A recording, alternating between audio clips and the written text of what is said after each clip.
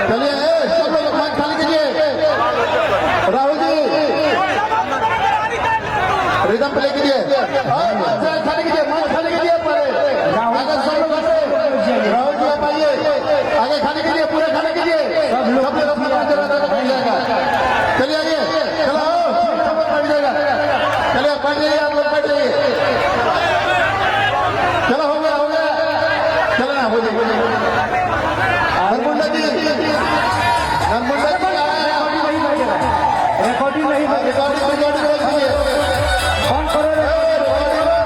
Recording बंद कीजिए। अरे रिकॉर्डिंग बंद करो यार, राहुल पांडे जी को गवाई।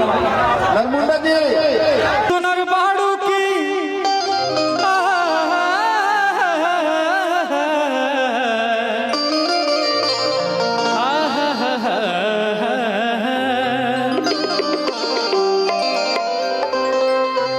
तू इतना सुनर बाड़ू की कोनो ना कोनो लइका लाइन मरबे करी।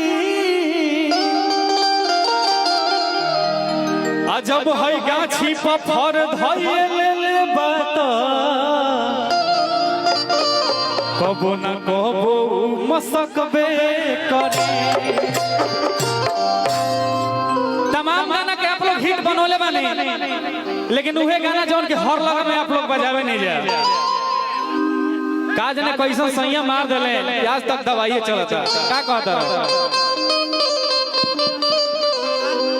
शत्रुघ्न प्रसाद जी की तरफ से बहुत सारा पुरस्कार बा। सोनू भैया, प्रमोद भैया, भाभी मान जन करे लो एने आवा हो।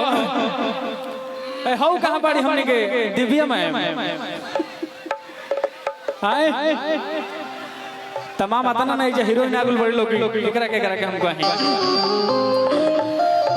उहे गाना कब अरे की मरले पाई सन सैया रे।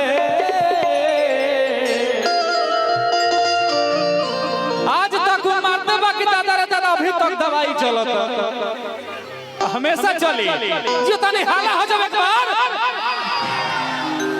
अरे की मरले पाई सन सैया रे। अरे तो पटना से चलता दवाइया रे, पटना से चलता दवाइया रे। और का अरे की भइलबा करे के करी हैया रे।